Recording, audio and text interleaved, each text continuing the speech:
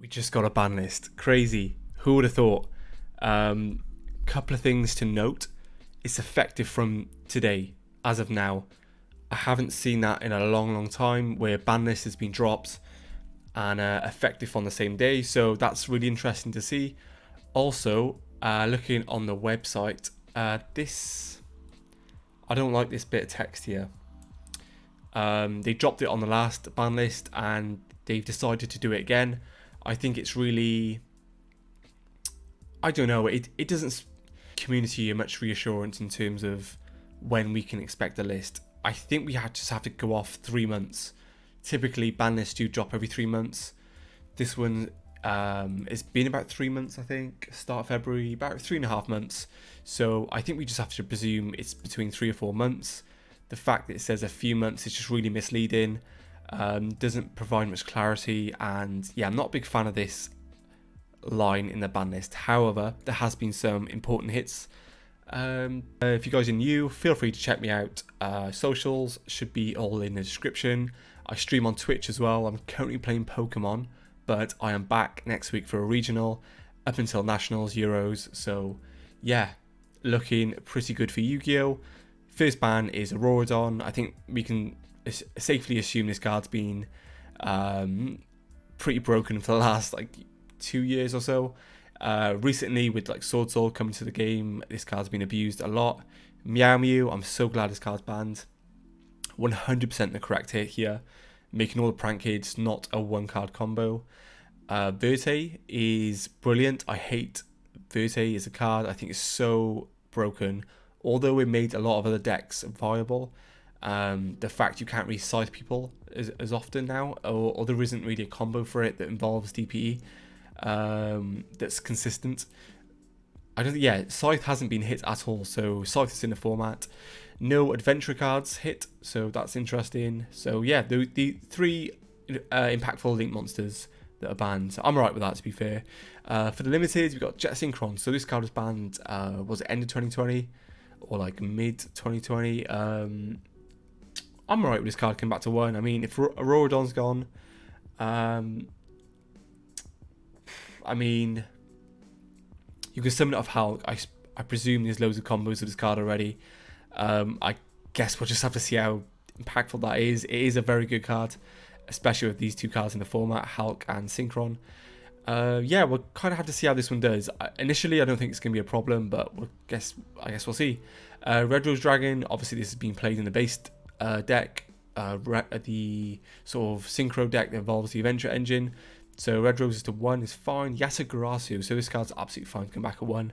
I'll be interested to see if there's any loops we can do in the current format. I mean, that are consistent. I mean, it's a cool card to come back for sure. Hulk to 1 I think is fine.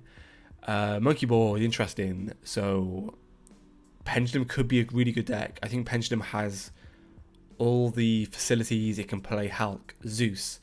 You can't really make Verzi anymore, but has the new support coming out that they can Pendulum summon twice. So I think Pendulum could be a really good deck in this format. We'll just have to see how that goes. Shooting Riser to 1 is quite interesting. I'm sure that's fine to 1. Same reason as Hulk. Yeah, I'm sure that's fine. Change Your Heart, quite interesting. I think it's just a mind control, right? Literally just a mind control. Says target on it, so I suppose that's fine. Time Seal, 100% can come back. Absolutely no issue there. Limiteds, nothing adventure-wise. Adventure Engine, Despia seems like it's a really good deck so far. Initially off bans and limits. Dragon Link still about, well, not full power, but full power as of last format. Interesting. Semi-limit, so we've got Draco, Dynamite Fighter, Dynamite Knight, the True Draco Fighter. This card's really fine to come back at 2. I think 3 could be fine. They're probably going to test it and see how that does. No Masterpiece, of course. There's going to be no Masterpiece. What do people expect? Ben 10's cool at 2. Drytron could use it, I suppose. I don't think Drytron's too much of a threat without yeah, I don't think it's too much of a threat, to be honest, initially. 2's fine.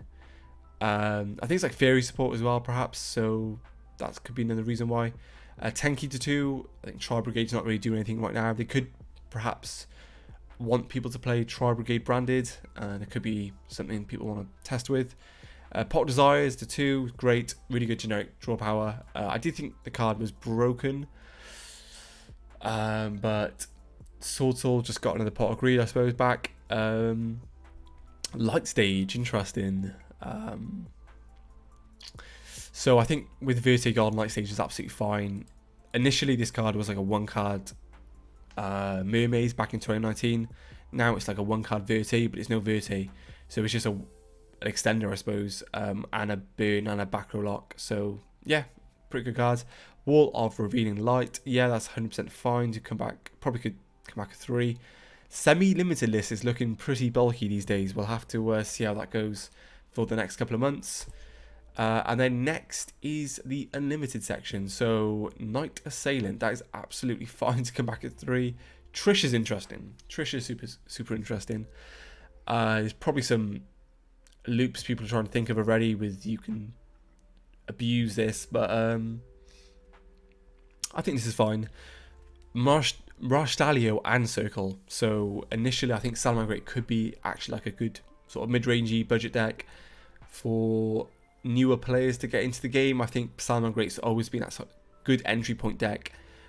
Teaches you sort of combo sequencing as well as hand trap interactions and recurrence. So I think it's a cool deck to have in the game.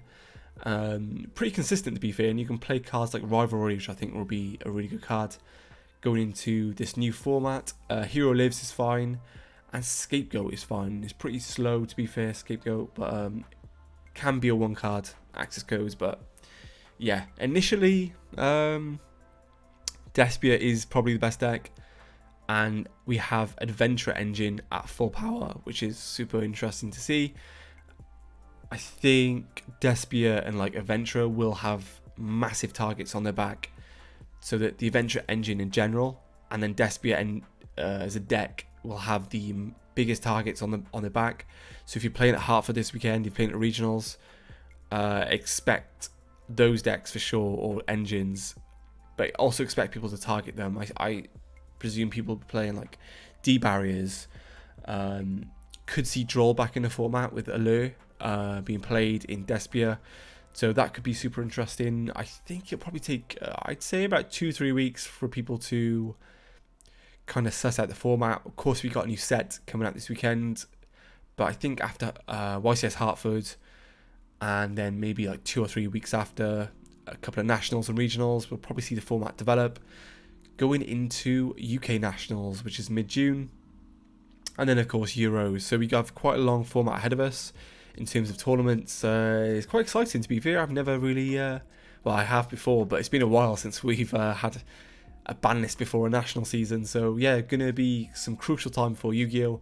I'd probably say this is the most important format in the last 3 years in terms of events that are going on, and yeah, super excited to get back into playing some Yu-Gi-Oh! Let me know your guys' thoughts. I'm super curious to see what people think about this. Initially, I think these bans are fine, not too crazy, nothing too game shaking. I think the power ceiling of a lot of decks just got brought down, but yeah, Adventure Engine still at full power. Despia is probably the best deck. Yeah, let me know what you guys think, and I'll see you guys in the next one.